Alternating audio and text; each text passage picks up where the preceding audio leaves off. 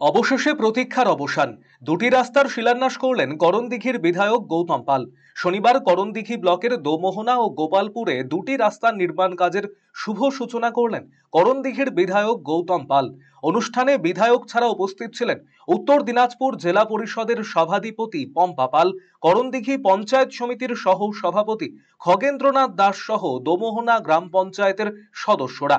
এদিন Domohana auto stand থেকে রহটপুর high মাদ্রাসা যাওয়ার রাস্তার নির্মাণ কাজের সূচনা করা হয়।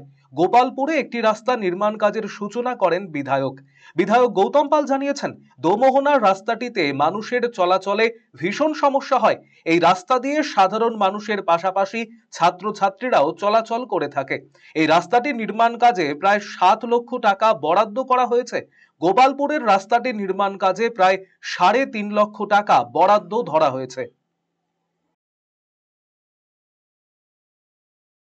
আজকে করণদিঘি ব্লকের দোমোহনা পঞ্চায়েতের দোমোহনা বাস স্ট্যান্ডে তার সঙ্গে যে রহটপুর মাদ্রাসা আছে, হাই মাদ্রাসা, সেই রাস্তাটা খুব অচলাচল ছিল, অযোগ্য ছিল, দীর্ঘদিনের মানুষের দাবি ছিল। এটা আমরা এবার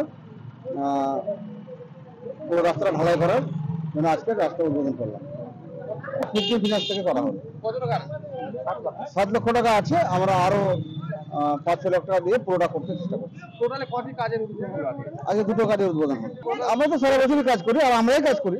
তৃণমূলের পঞ্চায়েত করুক, তৃণমূলের পঞ্চায়েত সমিতি করুক, তৃণমূলের জেলা পরিষদ করুক, এমএলএ করুক, সভাধিপতি করুক, এগুলো আমরাই কাজ করি। অন্য দল তো কাজ করতে পারে না।